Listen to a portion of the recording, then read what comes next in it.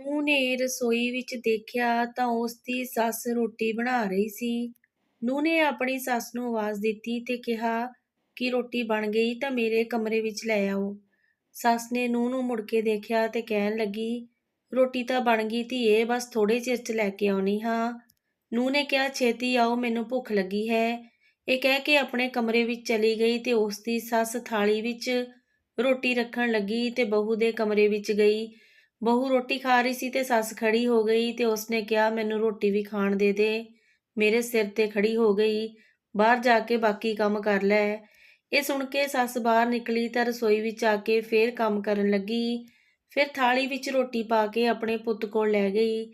ਅਜੇ ਸੁਨੀਤਾ ਜੀ ਦਾ ਛੋਟਾ ਮੁੰਡਾ ਸੀ ਜੋ ਕਿ ਹੈਂਡੀਕੈਪ ਸੀ ਅਤੇ ਤੁਰ ਫਿਰ ਨਹੀਂ ਸਕਦਾ ਸੀ। ਉਹ ਬਸ ਆਪਣੀ ਵੀਲਚੇਅਰ ਤੇ ਹੀ ਬੈਠ ਕੇ ਰਹਿੰਦਾ ਸੀ, ਜਾਂ ਫਿਰ ਬੈਠੇ-ਬੈਠੇ ਥੱਕ ਜਾਂਦਾ ਤਾਂ ਬਿਸਤਰੇ ਤੇ ਪੈ ਜਾਂਦਾ। ਸੁਨੀਤਾ ਜੀ ਉਸ ਦੇ ਲਈ ਰੋਟੀ ਲੈ ਕੇ ਗਈ, ਉਸ ਨੂੰ ਆਪਣੇ ਹੱਥ ਨਾਲ ਰੋਟੀ ਖਵਾਈ। ਉਸ ਤੋਂ ਬਾਅਦ ਸੁਨੀਤਾ ਜੀ ਨੇ ਆਪ ਰੋਟੀ ਖਾਧੀ।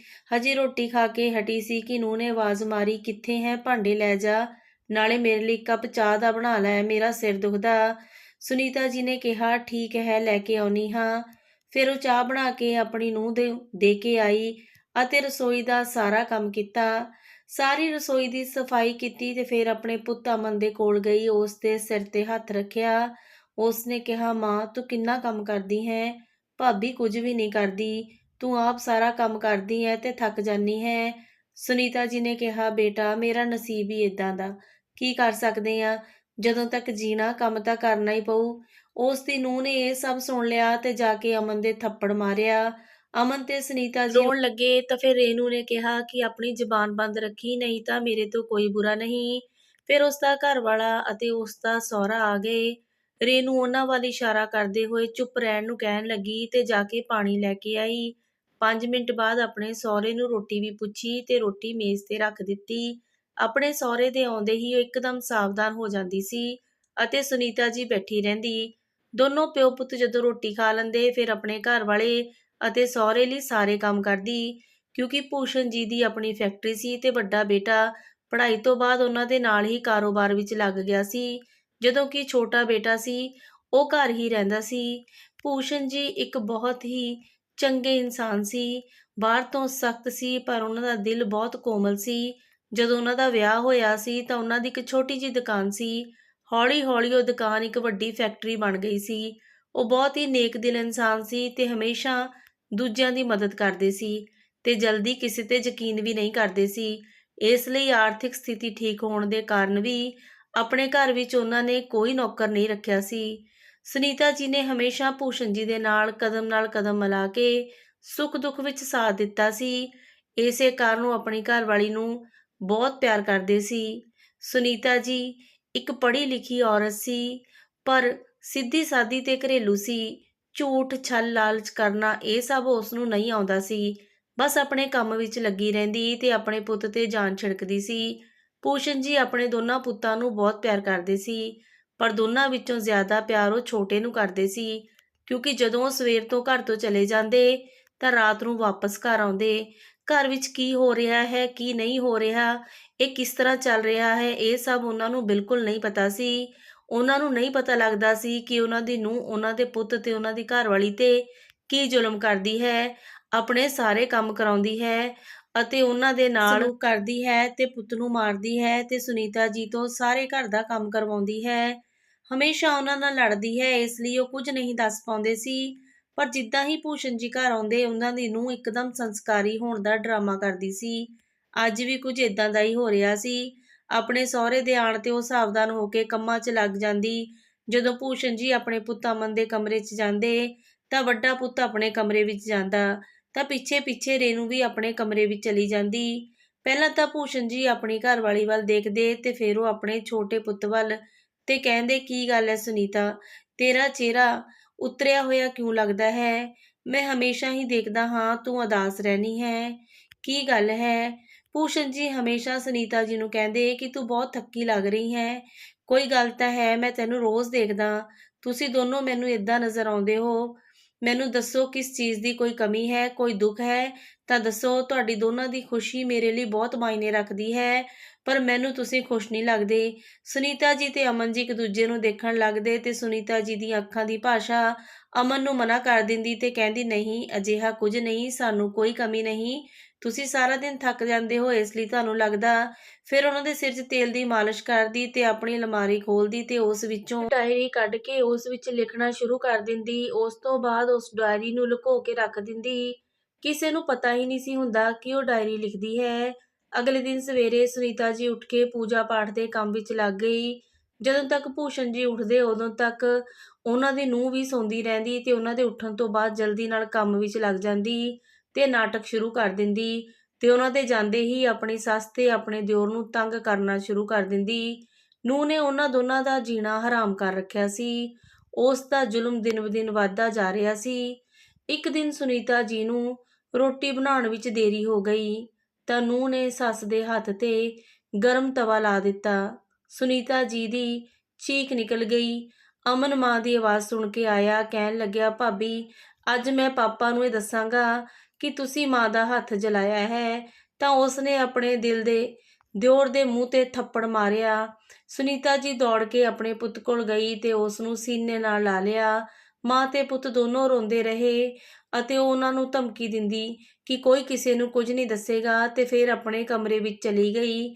ਅਮਨ ਕਹਿੰਦਾ, ਮਾਂ, ਤੁਸੀਂ ਮੇਰੇ ਕਰਕੇ ਇੰਨਾ ਦੁੱਖ ਨਾ ਸਹੋ, ਮੈਨੂੰ ਮਰ ਜਾਣ ਦਿਓ।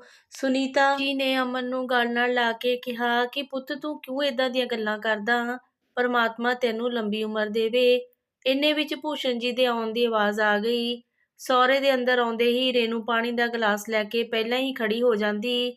ਰੋਟੀ ਵਗੈਰਾ ਸਭ ਕੁਝ ਟੇਬਲ 'ਤੇ ਲਾ ਦਿੱਤਾ। ਭੂਸ਼ਣ ਜੀ ਖਾਣਾ ਖਾਣ ਤੋਂ ਬਾਅਦ ਆਪਣੇ ਕਮਰੇ ਵਿੱਚ ਆਏ। ਉਹਨਾਂ ਦੀ ਨਜ਼ਰ ਸੁਨੀਤਾ ਜੀ 'ਤੇ ਪਈ ਤੇ ਉਹਨਾਂ ਦਾ ਜਲਿਆ ਹੋਇਆ ਹੱਥ ਦੇਖ ਕੇ ਇੱਕਦਮ ਚੌਂਕ ਗਏ ਤੇ ਪੁੱਛਿਆ ਕਿ ਇਹ ਸਭ ਕਿੱਦਾਂ ਹੋਇਆ? ਤਾਂ ਸੁਨੀਤਾ ਜੀ ਨੇ ਬਹਾਨਾ ਬਣਾ ਦਿੱਤਾ ਕਿ ਗਲਤੀ ਨਾਲ ਜਲ ਗਿਆ ਅਤੇ ਜੋ ਅਮਨ ਦੇ ਸੱਟ ਲੱਗੀ ਹੈ ਉਹ ਮੇਰੀ ਆਵਾਜ਼ ਸੁਣ ਕੇ ਗਿਰ ਗਿਆ, ਇਸ ਕਰਕੇ ਅਮਨ ਦੇ ਸਿਰ 'ਤੇ ਸੱਟ ਲੱਗ ਗਈ।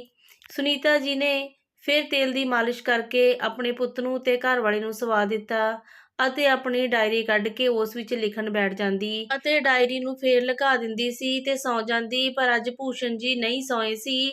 ਉਹਨਾਂ ਨੂੰ ਸ਼ੱਕ ਹੋ ਗਿਆ ਸੀ ਤੇ ਉਹ ਆਪਣਾ ਸ਼ੱਕ ਦੂਰ ਕਰਕੇ ਜਾਗਦੇ ਰਹੇ ਤੇ ਆਪਣੀ ਘਰਵਾਲੀ ਦੇ ਸੌਣ ਦਾ ਇੰਤਜ਼ਾਰ ਕਰਦੇ ਰਹੇ। ਸੁਨੀਤਾ ਦੇ ਸੌਂਦੇ ਹੀ ਭੂਸ਼ਣ ਜੀ ਉੱਠੇ ਤੇ ਅਲਮਾਰੀ ਦੇ ਨੀਚੇ ਰੈਕ ਵਿੱਚ ਪਈ ਡਾਇਰੀ ਕੱਢੀ ਤੇ ਉਸ 'ਤੇ ਲਿਖਿਆ ਸੀ ਕਿ ਮੇਰੀ ਜ਼ਿੰਦਗੀ ਦਾ ਸਫ਼ਰ ਅੱਜ ਮੇਰੇ ਪਾਪਾ ਨੇ ਮੇਰੇ ਲਈ ਸਾਈਕਲ ਲੈ ਕੇ ਆਏ। ਮੈਂ ਬਹੁਤ ਖੁਸ਼ ਹਾਂ। ਅਤੇ ਭੂਸ਼ਣ ਜੀ ਦੇ ਚਿਹਰੇ 'ਤੇ ਮੁਸਕਾਨ ਆ ਗਈ ਸੀ। ਉਹਨਾਂ ਨੇ ਡਾਇਰੀ ਨੂੰ ਹੋਰ ਪੜ੍ਹਨ ਦੀ ਇੱਛਾ ਹੋਈ ਤਾਂ ਅੱਗੇ ਪੜ੍ਹਨ ਦਾ ਦਿਲ ਕੀਤਾ ਤੇ ਜ਼ਮੀਨ 'ਤੇ ਹੀ ਬੈਠ ਗਏ। ਇਹ ਡਾਇਰੀ ਪੜ੍ਹਨ ਲੱਗੇ। ਉਸ ਡਾਇਰੀ ਵਿੱਚ ਸੁਨੀਤਾ ਜੀ ਨੇ ਆਪਣੇ ਜੀਵਨ ਦੇ ਕੁਝ ਚੰਗੇ ਤੇ ਬੁਰੇ ਅਨੁਭਵ ਵੀ ਲਿਖੇ ਸੀ। ਸੁਨੀਤਾ ਜੀ ਨੂੰ ਬਚਪਨ ਤੋਂ ਡਾਇਰੀ ਲਿਖਣ ਦਾ ਸ਼ੌਂਕ ਸੀ। ਉਹਨਾਂ ਨੇ ਭੂਸ਼ਣ ਜੀ ਨੂੰ ਇਸ ਬਾਰੇ ਨਹੀਂ ਦੱਸਿਆ ਸੀ ਕਿਉਂਕਿ ਉਹਨਾਂ ਨੂੰ ਪਸੰਦ ਨਹੀਂ ਸੀ ਡਾਇਰੀ ਲਿਖਣਾ, ਪਰ ਉਹਨਾਂ ਨੂੰ ਪਤਾ ਨਹੀਂ ਸੀ ਕਿ ਸੁਨੀਤਾ ਜੀ ਨੇ ਡਾਇਰੀ ਲਿਖਣ ਦਾ ਇੱਕ ਹੁਨਰ ਸੀ। ਉਹ ਤੇਜ਼ੀ ਨਾਲ ਪੰਨੇ ਪਲਟਦੇ ਰਹੇ ਤੇ ਬਚਪਨ ਦੀਆਂ ਯਾਦਾਂ ਪੜ੍ਹ ਕੇ ਮੁਸਕਰਾਉਂਦੇ ਰਹੇ। ਫਿਰ ਆਪਣੇ ਨਾਮ ਦਾ ਜ਼ਿਕਰ ਪੜ੍ਹ ਕੇ ਵੀ ਬਹੁਤ ਖੁਸ਼ ਹੋਏ। ਫਿਰ ਉਸ 'ਚ ਲਿਖਿਆ ਸੀ, ਅੱਜ ਵੱਡੇ ਪੁੱਤ ਦਾ ਵਿਆਹ ਹੈ। ਇਸ ਨੂੰ ਪੜ੍ਹਦੇ ਜੀ ਦੀਆਂ ਅੱਖਾਂ ਵਿੱਚੋਂ ਹੰਝੂ ਆਉਣ ਲੱਗੇ ਤੇ ਉਸ ਵਿੱਚ ਸੁਨੀਤਾ ਜੀ ਤੇ ਰੇਨੂ ਦੇ ਹਰ ਇੱਕ ਜ਼ੁਲਮ ਦਾ ਵਰਣਨ ਕੀਤਾ ਸੀ, ਜਿਸ ਨੂੰ ਪੜ੍ਹ ਕੇ ਭੂਸ਼ਣ ਜੀ ਦੇ ਰੌਂਗਟੇ ਖੜੇ ਹੋ ਗਏ। ਉਹਨਾਂ ਦੀਆਂ ਅੱਖਾਂ ਵਿੱਚੋਂ ਹੰਝੂ ਆ ਰਹੇ ਸੀ। ਅੱਜ ਨੂੰਹ ਨੇ ਮੇਰੇ ਹੱਥ 'ਤੇ ਗਰਮ ਤਵਾ ਰੱਖ ਦਿੱਤਾ ਤੇ ਮੇਰੇ ਪੁੱਤ ਦੇ ਸਿਰ 'ਤੇ ਵੀ ਮਾਰਿਆ। ਸਾਡੀ ਮਦਦ ਕਰੋ। ਭੂਸ਼ਣ ਜੀ ਆਪਣੀ ਘਰਵਾਲੀ ਤੇ ਆਪਣੇ ਪੁੱਤ ਨੂੰ ਇੰਨਾ ਪਿਆਰ ਕਰਦੇ ਸੀ ਕਿ ਉਹਨਾਂ ਦੇ ਉੱਤੇ ਇੰਨਾ ਜ਼ੁਲਮ ਹੋ ਰਿਹਾ ਸੀ, ਇਸ ਗੱਲ ਦਾ ਉਹਨਾਂ ਨੂੰ ਨਹੀਂ ਪਤਾ ਸੀ। ਫਿਰ ਉਹਨਾਂ ਨੇ ਡਾਇਰੀ ਨੂੰ ਵਾਪਸ ਉੱਥੇ ਹੀ ਰੱਖ ਦਿੱਤਾ ਤੇ ਆਪਣੀ ਘਰਵਾਲੀ ਕੋਲ ਬੈਠ ਗਏ। ਉਸ ਨੂੰ ਪਿਆਰ ਭਰੀਆਂ ਨਜ਼ਰਾਂ ਨਾਲ ਦੇਖਦੇ ਰਹੇ ਤੇ ਉਸ ਦੇ ਸਿਰ 'ਤੇ ਹੱਥ ਫੇਰਦੇ ਰਹੇ। ਫਿਰ ਅਮਨ ਦੇ ਕਮਰੇ ਵਿੱਚ ਗਏ ਅਤੇ ਉਸ ਦੇ ਸਿਰ 'ਤੇ ਹੱਥ ਫੇਰਦੇ ਰਹੇ। ਹੁਣ ਉਹਨਾਂ ਦੀਆਂ ਅੱਖਾਂ ਵਿੱਚ ਗੁੱਸਾ ਦਿਸ ਰਿਹਾ ਸੀ ਕਿਉਂਕਿ ਉਹਨਾਂ ਨੇ ਆਪਣੇ ਗੁੱਸੇ ਨੂੰ ਠੰਡਾ ਕੀਤਾ ਤੇ ਸਮਝਦਾਰੀ ਨਾਲ ਕੰਮ ਲਿਆ। ਪੂਰੀ ਰਾਤ ਵਿੱਚ 1 ਘੰਟਾ ਮੁਸ਼ਕਲ ਨਾਲ ਸੋਏ ਸੀ। ਸਵੇਰੇ ਉੱਠੇ ਤਾਂ ਵੱਡੇ ਪੁੱਤ ਨੂੰ ਕਿਹਾ, ਬੇਟਾ, ਅੱਜ ਫੈਕਟਰੀ ਦੀ ਛੁੱਟੀ ਹੈ। ਮੇਰੀ ਸਿਹਤ ਠੀਕ ਨਹੀਂ, ਅੱਜ ਮੈਂ ਬਾਹਰ ਨਹੀਂ ਜਾ ਸਕਦਾ। ਤੂੰ ਏਦਾਂ ਕਰ, ਨੂੰਹ ਨੂੰ ਲੈ ਕੇ ਕਿਤੇ ਘੁੰਮ ਕੇ ਆ। ਬੇਟਾ ਤੇ ਨੂੰਹ ਨੂੰ ਮੌਕਾ ਚਾਹੀਦਾ ਸੀ। ਇਹ ਸੁਣਦੇ ਹੀ ਮਨ ਵਿੱਚ ਖੁਸ਼ ਹੋ ਗਏ ਤੇ ਜਲਦੀ ਤਿਆਰ ਹੋ ਕੇ ਚਲੇ ਗਏ। ਭੂਸ਼ਣ ਜੀ ਨੇ ਆਪਣੀ ਘਰਵਾਲੀ ਦੇ ਹੱਥ 'ਤੇ ਬਹੁਤ ਸਾਰੇ ਪੈਸੇ ਰੱਖੇ ਤੇ ਕਿਹਾ, ਤੂੰ ਸ਼ਾਪਿੰਗ ਕਰਕੇ ਆ। ਜੋ ਲੈਣਾ ਦਿਲ ਖੋਲ੍ਹ ਕੇ ਲੈ ਤੇ ਆਪਣੀ ਸਹੇਲੀ ਨੂੰ ਵੀ ਮਿਲ ਕੇ ਆਈ। ਸੁਨੀਤਾ ਜੀ ਨੇ ਮਨਾ ਕੀਤਾ ਪਰ ਉਹਨਾਂ ਨੂੰ ਜ਼ਬਰਦਸਤੀ ਭੇਜ ਦਿੱਤਾ ਤੇ ਅਮਨ ਨੂੰ ਕੁਝ ਟਾਈਮ ਲਈ ਉਸ ਦੀ ਮਾਸੀ ਦੇ ਘਰ ਭੇਜ ਦਿੱਤਾ। ਸਾਰੇ ਮੈਂਬਰ ਚਲੇ ਗਏ ਤਾਂ ਭੂਸ਼ਣ ਜੀ ਨੇ ਜਲਦੀ ਨਾਲ ਘਰ ਵਿੱਚ ਸਾਰੇ ਕਿਤੇ CCTV ਕੈਮਰਾ ਲਗਾ ਦਿੱਤੇ ਤੇ ਸ਼ਾਮ ਤੱਕ ਘਰ ਵਾਪਸ ਆ ਗਏ। ਭੂਸ਼ਣ ਜੀ ਨੇ ਆਪਣੇ ਤੇ ਸੁਨੀਤਾ ਜੀ ਲਈ ਬਾਹਰੋਂ ਰੋਟੀ ਆਰਡਰ ਕੀਤੀ। ਸਭ ਨੇ ਰੋਟੀ ਖਾਈ। ਉਸ ਤੋਂ ਬਾਅਦ ਸਾਰੇ ਸੌਂ ਗਏ ਤੇ ਅਗਲੇ ਦਿਨ ਜਦੋਂ ਸਾਰੇ ਆਪਣੇ ਕੰਮ ਤੇ ਗਏ ਤਾਂ ਰੇਨੂ ਆਪਣੇ ਅਸਲੀ ਰੂਪ ਵਿੱਚ ਆ ਗਈ ਤੇ ਆਪਣੇ ਦਿਓਰ ਅਮਨ ਦੇ ਉੱਤੇ ਅਤਿਆਚਾਰ ਕਰਨਾ ਸ਼ੁਰੂ ਕਰ ਦਿੱਤਾ। ਉਹ ਸਭ ਕੁਝ ਕੈਮਰੇ ਵਿੱਚ ਰਿਕਾਰਡ ਹੋ ਗਿਆ। ਰੇਨੂ, ਸੁਨੀਤਾ ਜੀ ਤਿੰਨਾਂ ਨੂੰ ਇਸ ਬਾਰੇ ਕੋਈ ਖਬਰ ਨਹੀਂ ਸੀ। ਰੇਨੂ ਇਸ ਗੱਲ ਤੋਂ ਬੇਖਬਰ ਸੀ ਕਿ ਉਹ ਜ਼ੁਲਮ ਕਰਦੀ ਹੋਈ ਸਭ ਕੁਝ ਕੈਮਰੇ ਵਿੱਚ ਰਿਕਾਰਡ ਹੋ ਰਿਹਾ ਸੀ। ਹਲੇ ਤਾਂ ਭੂਸ਼ਣ ਜੀ ਨੇ ਆਪਣੀ ਘਰਵਾਲੀ ਦੀ ਡਾਇਰੀ ਹੀ ਪੜ੍ਹੀ ਸੀ ਤਾਂ ਉਸ ਦੇ ਅੰਦਰ ਇੰਨਾ ਗੁੱਸਾ ਸੀ, ਜੇ ਉਸਨੇ ਆਪਣੀਆਂ ਅੱਖਾਂ ਨਾਲ ਦੇਖਿਆ ਤਾਂ ਉਸਨੂੰ ਕਿੰਨਾ ਗੁੱਸਾ ਆਵੇਗਾ।